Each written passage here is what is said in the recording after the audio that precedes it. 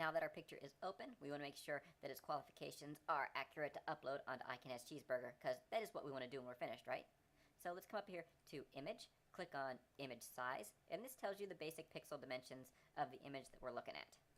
Anytime resolution is above 72, that's really not necessary for how the web works, so if this was a larger number, I would have cranked it down to 72.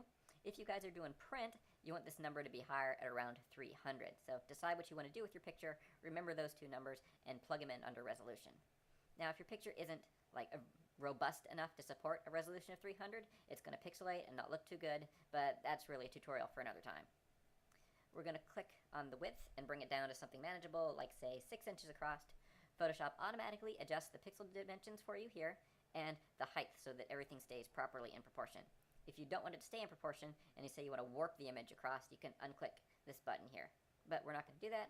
We're going to click on OK, and it has shrunk our picture down to something appropriate, but now it's way too small for us to work with.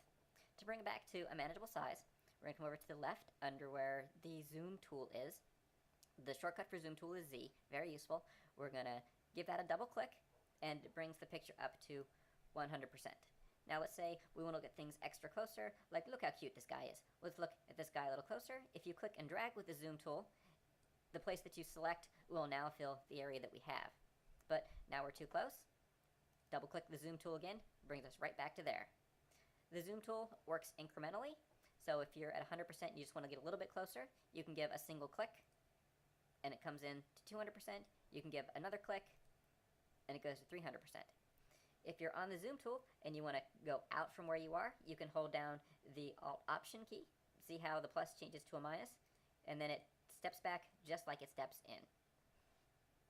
Our picture is now the correct size, and for LOLCAT, we're going to need some sort of text up at the top that tells you what this guy is doing. So we're going to come over to the horizontal type tool, or just the text tool, and the shortcut for that is T.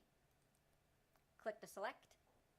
Now, when we want to pick a font for this tool, because it's very important that we start on Impact, we had just happened to be on Impact because I was making a LOLCAT earlier, but say that we weren't, you want to click this little arrow down, and it'll show you all the fonts that you have installed. You'll just pick the one that you want, give it a click, and there it goes. Now, let's say you're like me and you have way too many fonts, and you don't want to surf all the way through them. What you can do is click so that it highlights that, and then start to type the name of the font that you want in. So we want Impact, so that's IM, and it autofills it right there for you. This one controls bold and regular. Depending on the font, it can have other things in here like italic. We're just going to keep this on regular.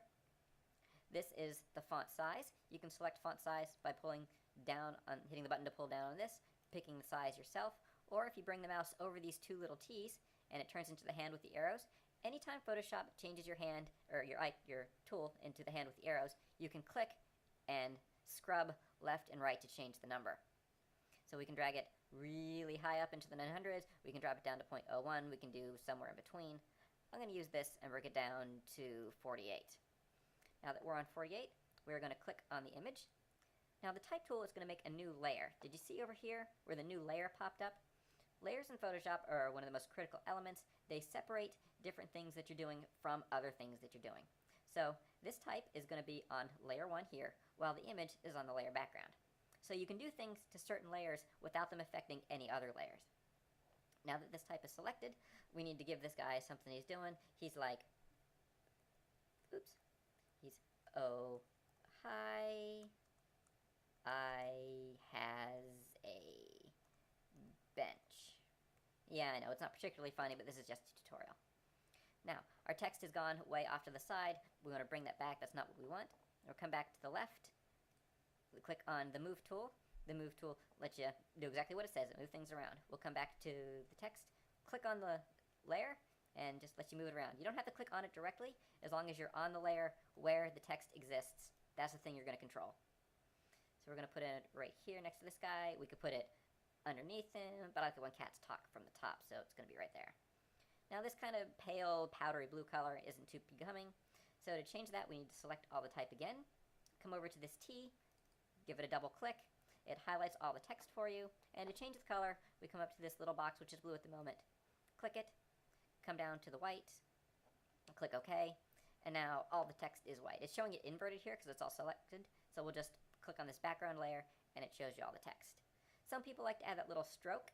which is just the border around all the letters. So to do that, we're going to come back to the layer where the text is on, which Photoshop named it Oh Hi, I Has a Bench for us. Let's say this title was too long and we just didn't like it or want to call it something else. We can click on the text, click on the layer, double click on the text. It highlights it all for us, and now we'll just call this layer Oh Hi and hit return. To add that stroke I was talking about, we're going to double click on the layer a little bit to the right, which brings up the layer style box, and it gives you a listing of a whole bunch of things you can do to the layer. You can play with these, or you can wait for me to cover them in another tutorial. But stroke's this guy down here. Just click on the stroke.